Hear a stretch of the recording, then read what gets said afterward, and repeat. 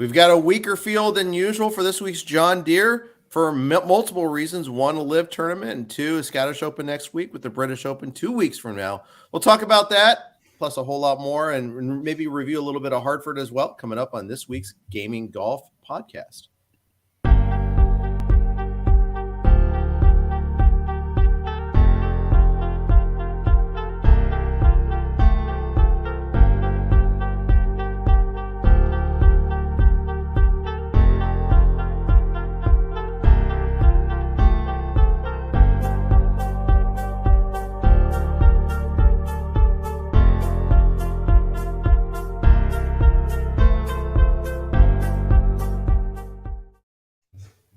Hey everybody, welcome to Gaming Golf. Jeff Erickson here with Jeff Ritter and Scott Jenstad. We've had a slew of tournaments with good fields, high-profile names. This week, the PGA Tour takes a little bit of a breather with the John Deere Classic. It's a chance for a lot of lesser accomplished players to maybe try to win open entry into the British Open. A lot of college players making their debut. It's a tougher field for us to analyze, though. Yeah, much tougher. I mean, this is one of those weeks where, Live Golf, the new competitor in town, the effect is just massive. I think the Deere would have already probably taken a hit given that the Scottish Open is now a PGA Tour sanctioned event, and a lot of guys now have the chance to pop over, get that tune-up tournament in before the British. So, but this was supposed to be a year where the John Deere benefited, by just kind of moving off away from the Scottish. But instead, they won right into the Live Golf competitor instead. So tough week for the Deere. Tough. It's a weekend field, but maybe some betting opportunities if you can navigate some of these unknown or rising players. Follow the tour every week like we do. I got some names. I got some ideas. We'll see, but it's it's a different kind of week for sure. I was gonna say DFS contests still pay out, bets still pay out, so I'm looking forward to it. It's just some different names, and it's a little tougher, but there's still money to be won. Yeah, indeed. And I'll say this: I think the move that they thought ostensibly would help the Deere actually hurts it by co-sponsoring the Scottish. Now it's just like players have all the incentive in the world to go over 2 weeks earlier. Yeah. And they don't want to play, travel cross country and then play, so makes sense. And I just think now that all those players are just going to go play the Scottish there. It's not even a choice now. They just do it. Yeah. You get acclimated for a week to the time zone and before the major starts, it just makes a lot of sense. Yeah. Okay, let's just jump right into it here. As alluded, no players in the top 50 in the world. It's a rough look. Our 5-digit guys this week are Webb Simpson at 10-6, Adam Hadwin at 10-4, Sahith Theegala, who featured prominently last week at Hartford and on Jeff Ritter's roster, is at 10-1, and Jason Day at 10,000. Jeff, are you going to go full Theegala on us this week? Well, I'm happy to continue starting him in my fantasy lineup. In our season-long league that we play, which I still maintain is the toughest fantasy league in sports. That's a separate podcast. But the Theegala thing hurt. I would probably stay away from him in DFS. I just think, he's a rookie looking to break through.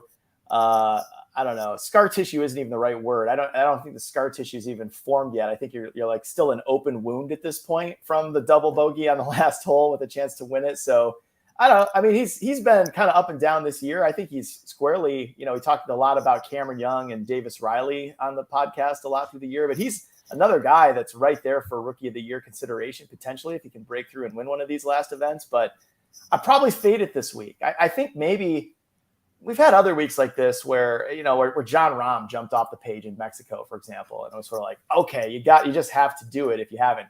I just don't know if Webb Simpson is that caliber where I'm all in on this. So I actually am fading this tier. But if I had to pick somebody, I guess I go Webb, but I don't really feel great about it. I'm definitely going to take probably one guy off this tier. I just think we get to the point where the 8s and 9s aren't that much different from the 7s this week. So I think I want one guy up here. I think you can play 2 and really get in the 7th just because the 8s are just not what they normally are. My guy this week is going to be Adam Hadwin. He last played at the U.S. Open. He finished 7th. He's been top 35 the last 3 weeks, and those are in full field events. So this is definitely a good field for him. He gained really well tee to green at both the Canadian and the Memorial. So hitting the ball well, obviously hit it well at the U.S. Open to finish 7th. He has 4 top 10s since March, so kind of sprinkling on some leaderboards a little bit here. 10-4, I think he's very playable, probably the top guy I'll go with. I have no issue with Webb either, and Thigala's hitting the ball really well. But if I had to pick one, it'd be Adam Hadwin, and it would definitely not be Jason Day, who is miserably overpriced at 10,000. All right, Agreed. Miserably overpriced. Yeah, I love that combination of words. 9,000. He's not hitting the ball well at all. No. Like, he's a name, but I mean, I have him in our aforementioned toughest league in the history of fantasy sports. But I don't feel good about it. He's just not hitting the ball well at all. No. By the way, it shows where I'm doing and how I'm doing in the toughest league in fantasy sports when I've got 5 golfers going this week, as opposed to most people. I have 1, I have 2, and I have 5. Including You've loaded up for the Deere. Webb Simpson. I peak at the Deere every year. So there you go. The $9,000 tier is much smaller than usual. Denny McCarthy at 99, Maverick McNeely at 95, Charles Howell III at 93, and Christian Benzwiedenhut is at 9,100. Scott, is there a golfer in this tier you'll use? There is. I like Charles Howell III a lot this week. Last 3 appearances here. It's a good course for him. He's finished in the top 20. Last 2 weeks, playing pretty well. 35th at Travelers, 18th Memorial. His approach game was bad last week, but tee to green and off the tee was strong, and he hit the ball well in approach at Memorial, so maybe just a bad week last week. But you look at the last 24 rounds, we're trying to find guys who stick out a little bit. He ranks first in this field in tee to green, first in ball striking, 3rd off the tee, 9th around the green. Playing really well. He's famously a guy who just doesn't win a lot of tournaments, and 9,300 is really high price for him. But I just think he's one of the better players in this field. And when we get to one and done, it's an interesting strategy week this week because everybody's probably going to take Webb or maybe some Hadwin. I think if you're in the bottom half, you're one and done. It's a good week this week to try and find someone different. And CH3 is actually one of those guys I'm considering this week. That's a good pick. I kind of just glazed over him, but you make a compelling case. I was thinking my first instinct was McNeely, who we've mentioned before in the podcast, is a guy whose career arc is trending towards a victory somewhere, and perhaps this depleted field is one of them. Although I'm not thrilled with the way he's playing lately, but I don't know. I just think this is a guy on the rise. He kind of fits the ball striker profile that you'd want. And I think Benzwiedenhut is also interesting. If nothing else, that it seems like when he makes a cut, he does something with it. He's got quite a few top 20. I think he's making top 30 about half the time he makes a cut. So he's not just scraping along, but he can make a cut and do some things. And he's another one, not necessarily a power hitter. You don't need power here. I mean, this is the house that Zach Johnson and Steve Stricker built. So it's more of this is a tee to green kind of ball striker golf course. So Benzwiedenhut fits that profile. But Howell is that. You make an interesting case for Howell too. So, but I think this is the tier where, at least for me, I start my lineup. Like I'm fading the 10,000s, but I think a guy or two here makes sense. I can see it. I can see the build working out that way. Let's move on to the 8,000s. Scott Stallings is at 89. Patrick Rogers, we saw him pop up on the U.S. Open a little bit, 88, as well as Nick Hardy, who's at 87. Adam Long's 86. Brendan Todd, 85. Cam Davis, 84. Lucas Glover, I think the defending champ, at 83. Lanto Griffin at 82. CT Pan at 81. And at 8,000, JT Poston and Cameron Champ. Jeff Ritter, who do you like in this group? Well, I should probably talk about Hardy since I just picked him up in our season-long league. Reluctantly, I believe was the word. Reluctant. Well, I had to get rid of one of the Hoygaards. I don't remember which one I had on the team. Rasmus. It was time. I don't think he's going to play the British, and I don't know, picked him up. Never Hoygaard. I learned that lesson this year. Right. And the right answer is no Hoygaard. Yeah. I think the Hoygaards are going to be good, but it just might be a little too soon. But I think Nick Hardy, I mean, you just like the trend, I guess, of where it's going. He was kind of out of nowhere at the U.S. Open, and I wasn't sure whether or not to buy it. But top 10 at the Travelers, so maybe I'm just going to try to ride the wave, I guess, and see. I wish he was a little cheaper because it definitely priced in his last couple of results. But I also like Scott Stallings, who I think was top 10 also at the Travelers. He's up and down. But he's just sometimes you catch these streaky players on a hot streak. And I think, again, profile fits the golf course nicely. So I'm intrigued there. I think he's got pretty good. I'm trying to pull up. I had it on an open tab. We shot the 63 last week. But I think he's got a pretty good track record at the at the Deere as well. So those are my two, and then just one more at the bottom of the tier. I'm probably going to snipe one of Scott's favorites, but CT Pan, again, not a power player, ball striker. Price is going up on CT Pan, as I guess you'd expect it to in this field, but I'm intrigued still at 8,100. I'm actually not CT Pan this week. I was a little disturbed by how poorly he hit the ball last week. His approach game, which was really rock solid, took a little bit of hit last week, but I could see it. Maybe that was a 1 week blip. But my two guys here this week, another Stanford guy. You mentioned Matt McNeely, Patrick Rogers, 8,800, playing well right now. He was 31st at the U.S. Open, 18th the Canadian. The Canadian was a lot of putting. I do get that, but he's made 6 to 7 cuts. 5 of those are top 35. So you take those real fields, and you take those top 35, and some of those become top 10s, top 15s in this field. You look at the last 24 rounds, 11th in ball striking, 10th off the tee, 8th in putting. So kind of an all-around game. You're going to have to make some putts this week. It's a birdie fest. I think the lowest winning score in the last 6 years is minus 18 or something like that. So you got to make birdies. You're going to have to go low, and I like Rogers' chance to do that. My other guy here, also kind of all-around game, is Cam Davis at 8,400. Last 24 rounds, he's 5th in the field in approach, 13th in ball striking, 15th tee to green, so a top 15 player and some big stats there. Again, another guy made 6 to 7 cuts. He was 3rd at the RBC Heritage. He was 7th at Schwab, so has made some nice runs up leaderboards in the last couple months here. I know he was only in the 50s last 2 weeks, but did make the cut. I think he's a solid player. I think at 8,400, he's pretty well priced for how bad this field is. All right. Very good. I penciling in all these names as you guys go along, because we all need help, I think, in a week like this, and trying to find some extra edge. Before we move on to the 7,000s, a quick note from our sponsors on the Blue Wire Network. Thank you for your indulgence on that. Let's talk about the 7,900s. Again, it's a huge tier. Let's not go down and, name every single one of them on the tier. We'll just start off with Scott. Who do you like in the top half of the 7,000s? There are a couple guys here that I do like and I will be playing. My favorite guy probably is 7,800 is John Deere, who's played really well the last 3 events. He's been the top 25 at Travelers, Canadian, and Charles Schwab. Gained really well tee to green in all 3 of those events. There's well and there's really well. He was really high up there. Gained off the tee and approach in all 3 of those events too. So playing good golf right now. You look at the last 24 rounds. 4th in this field, tee to green, really good number there. 24th in ball striking, 10th around the green. So kind of playing well in all facets of the game. I think he's a little bit underpriced at 7,800. And I also like Chez Reavie, kind of an old favorite at 7,800. Last 5 events, he does have 1 missed cut, but the other 4 are all top 30s. He was 8th at the Travelers, gained really well, gained 4.4 shots tee to green there. Gained 5.7 shots tee to green at Charles Schwab. Has gained really well tee to green. Got to do that here in 3 of 4 events. So give me Chez and John Deere under 8,000. I think those are both guys that make the cut, and maybe give you a chance to get a top 10, top 15. So we had to get down to the 7,000s where we overlap, but I'm also with you on John Deere for all the reasons you suggested of his recent form, ball striking profile. Also, I just think, why can't he just go with the nickname, the question mark? I would just go with that if I was him. I feel like it's just sitting right there for him. The marketing opportunity, NIL deal, it's all sitting right there for John Deere. But he has won on tour before. It's been a while, but it's on the rise. I like him, and I like him at that price. So otherwise, I thought Streelman is interesting at 7,900. He's got 3 top 10s at the Deere. Playing a little better recently. It's kind of a guy that pops up on these shorter golf courses, ball striker places.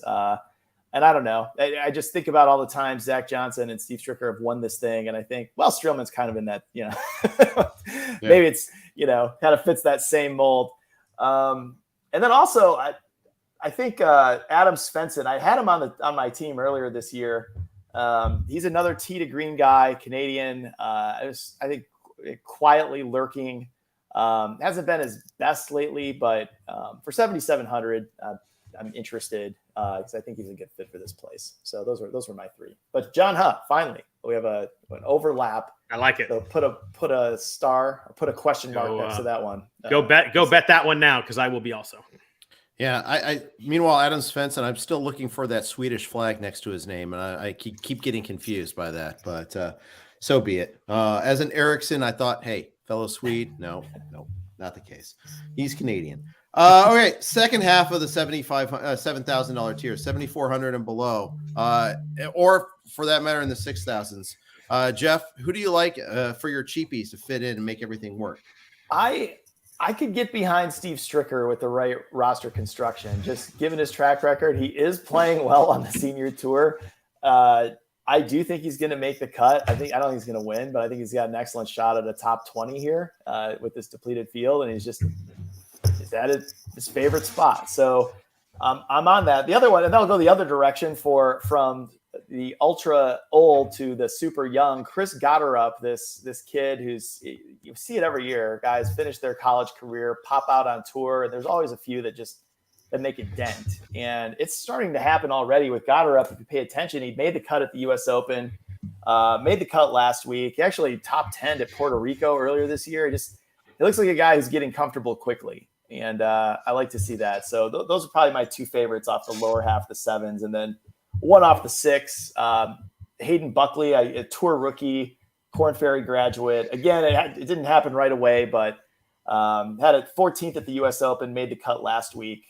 Sometimes it takes a while for guys to get comfortable. So I'm intrigued at 6,900 for Buckley, but I didn't really have much below there. My strategy was to kind of build a lot in the sevens and eights this week. I'm a little bit different strategy-wise. I'm probably going to play some more down here just because I do want to get maybe, either two 10s or a 10 and a 9. Just I think they are a little bit of a tier above, and the 7-8s are pretty close. So I've got a few names down here, a couple in the low 7s, a couple in the high 6s. I do like Gotterup. I won't go in on him just because just Jeff already did, but I think it's a good play based on how he played the last couple of weeks. He missed that one cut that he made too, kind of taking some good steps there. Obviously a really talented guy. Gonna have to take some risks down here. My first play is definitely a risk. It's Taylor Pendrith, who was playing really good golf until he got the rib injury at the Players. He's pushed himself back a little bit. He was going to play a couple weeks ago and then didn't. So hopefully he's just making sure he's 100% healthy. But I mean, you look at how well he was playing. He's 7,300. If you look at the last 24 rounds he played, he's eighth in this field tee to green, second in ball striking, ninth off the tee, second in DraftKings points. He was playing really well. He gained really well tee to green his last 3 events before he got hurt. He made 5 of 6 cuts. 3 of those were top 25s. I just think it's someone it's a risk. Like he may have some rust he needs to knock off. He may be not fully healthy, but if he's healthy and playing well, I mean, 7,300 is a really low price for a guy who has a bunch of upside in this field. My other guy down here is a friend of the podcast, Austin Smotherman. I'm surprised Jeff didn't mention him. I thought he was contractually obligated to. Saving it for you this time. Yeah, I appreciate that.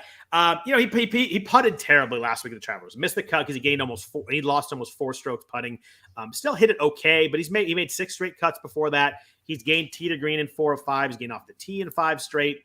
He was top 25 at AT&T, Wells Fargo, and Valspar, like events with way better fields than this one. You look at the last 24 rounds, he's still 4th in this group in ball striking, 7th off the tee. I was surprised he was 7,000. I thought he'd be a little bit more in this field. So I think, at a price we've been kind of thinking about him in better fields, I think he really makes a lot of sense in this field. And then under 7,000, just a couple names. I like Lee Hodges at 6,900, has made 3 straight cuts, gained approach 3 straight weeks, 2 top 35s last few weeks. So playing good golf right now. 6 in this field and approach in the last 24 rounds. And my other one is, an old favorite, Vaughn Taylor at 6,800. He's made 7 of 9 cuts, gained really well in approach the last 3 events. You look at this field, last 24 rounds, he's 4th in the whole field in approach. So he and Hodges are kind of like shot gain approach plays that really stick out in the last 24 rounds. They're both top 6. So I think if you need to get under the 7,000, there's 2 guys that'll make the cut this week.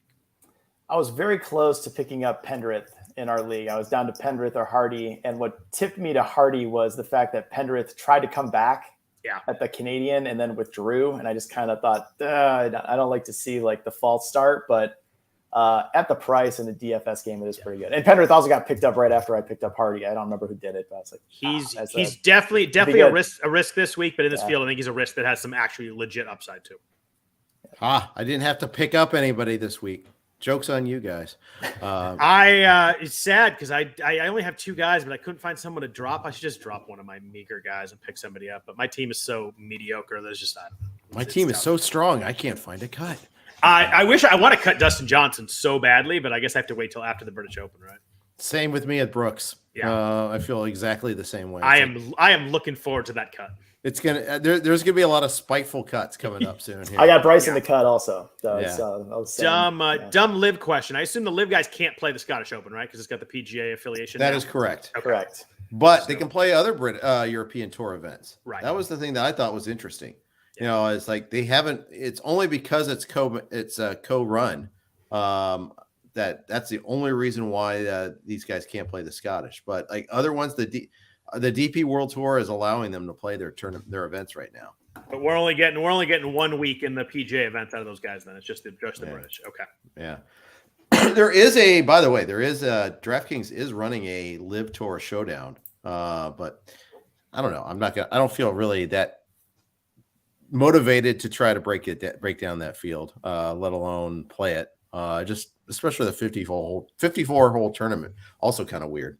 There was a PGA and DP World Tour announcement in the last hour of them growing their alliance. I wonder if that's going to affect the live guys being able to play on the DP World Tour. I haven't seen an announcement. That's what I was. Yet. Yeah, that's what I was just looking at. We're putting together a story on it now for SI.com. I was just trying to. It doesn't look like it's going to affect anything this year. It's more of next year, the strengthening of their partnership. Top 10 guys. Yeah, that's a big on the one. Euro Tour get PGA Tour cards. That's very big. That is really big. I wonder if the live guys might get knocked out of the DP World Tours after that, but we'll see. Yeah, it'll be interesting. People are playing DP World Tour fantasy leagues are just like having interesting conversations right now too. I imagine. I'm sure. Let's shuffle on over to the SI Sportsbook and take a look at what our betting sheet's going to indicate. Webb Simpson is the lowest odds at 12-1. Have no single digit ones there, so not the usual clear favorite like Rahm or anything like that. Rahm in Mexico or anything like that. Hadwin's at 16-1. Those are the only two golfers that are under 20-1 over there. So what grabs your eye, guys, in terms of the sportsbook? Let's start with Jeff. So I just pretty much some of the guys I brought up earlier. I mean, you like the odds. This is definitely a chance. This is definitely a week to mix in some long shots. You know, take a stab at it. I started with Scott Stallings at 30-1, Adam Svensson 50-1, Steve Stricker. I wish it was a little longer than 55-1. I thought I saw him at 80-1 earlier when I started prepping for this. If you guys can believe it, I started prepping for this yesterday. Wow. I got to really think about what am I going to say about the deer. Stricker was 80-1 yesterday. Now he's down to 55. So someone must have seen my podcast notes and made a big bet. And then I think Chris Gotterup 80-1. I don't know. Maybe it happens really fast. I think that could certainly happen. And I like him a lot for maybe a top 10 bet in there. So that's where I'm starting with the straight ticket bets. Yeah, it is kind of strangely a fun betting week because a lot of these names, these longer shots, can actually win this week. Like usually that's like, oh, well, this guy can play great, but he's got to beat Rahm and JT and Rory, and it's just tough to get there over all those guys. But this is a week where someone can win. I'm not playing any of the top three guys. I'm not playing anybody under 25-1 this week. I just think it's a week where you get a little bit deeper down the field. So I'm going to start with Charles Howell III at 30-1. I'm going to play Patrick Rogers at 31, Cam Davis at 40-1. And then definitely John Hunt, 61, probably my favorite in terms of the actual betting number. I love that one at 60-1, and he's got a chance to win this week.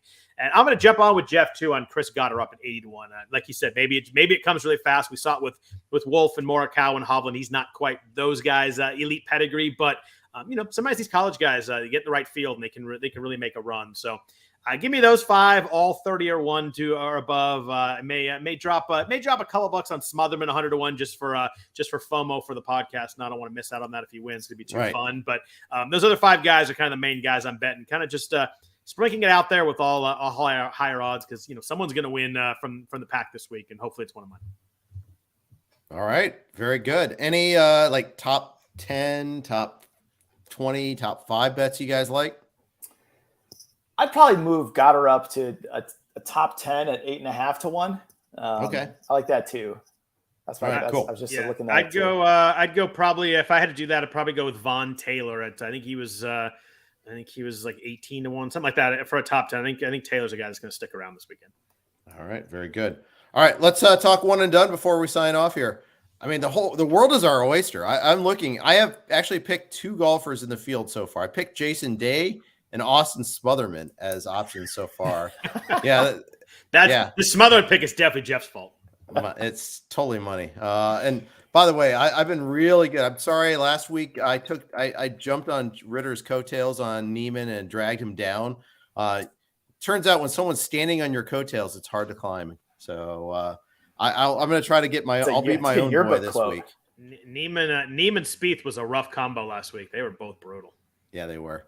So let's go. Let's start with Mr. Ritter. Who do you like first and one and done? I'm in 29th place out of 50 on this pool. So I got to make something happen. I feel like Webb Simpson, Theegala, they're going to be heavily owned, right? So especially if you're in the top half. So this is the week to throw a dart. So I'm down to, I think I'm just going to do it. I don't care. I'm going to go Cotter up. I'm going to do it. Do it. Wow. I'm going to do it. Do it. He's at the very bottom. He's at the very, very last player listed on our one and done pool. He's at the very he's bottom. Probably recently added to it. Yeah. I bet. So Godspeed, Chris. Got right. up. We're in this good together now. Thank you. I wish you good luck. Scott Jenstad, who do you got? I think if you're in a top third of your tier, you just take Webb Simpson and call it a day. You're never going to get a better spot to use him. Just do it. If he wins, you're set up. If he loses, you're fine. Everybody's going to have him anyway. I just wouldn't want to be in the top third of my pool and have him win or finish second and not be on him. So if you're top third, I am not in our pool, so I'm going to drop down. I'm going to go Charles Howell III this week. I'm feeling it. I almost went Hadwin, but I think I'm going to go a little bit further down. I think CH3 has a really good week this week. So give me him. I need someone to win that nobody has, and I think he'll be 1% rostered this week. So I'm going to go Howell. All right. Not in the first column, so that always helps. Yeah. When you're like doing the picks here, so that who are you on, Jeff? I've been I'm all over the place here, but I'm going to go ahead and go Cam Davis. I like Cam Davis. I like that one too. Yeah. So and Hadwin's going to be my alternate pick in case Cam Davis decides to get a wild hair. So there you go. That's it for this week. Any other parting thoughts before we go? Nothing. What are we doing next? Are we doing Scottish Open next week? Or are we going to do? We are, right? If it's not Scottish, it's crap. So we have to do Scottish. Not good. I think Scottish. I mean, it's there's a lot of PGA players. I think all the main tournaments are going to be on that. So yeah, I think we go Scottish. All right. Well, that's going to do it for this week's Gaming Golf. Thanks everybody for tuning in. We always appreciate it. Please subscribe, rate, and review us as always, and we'll be back at you with the Scottish next week. Take care.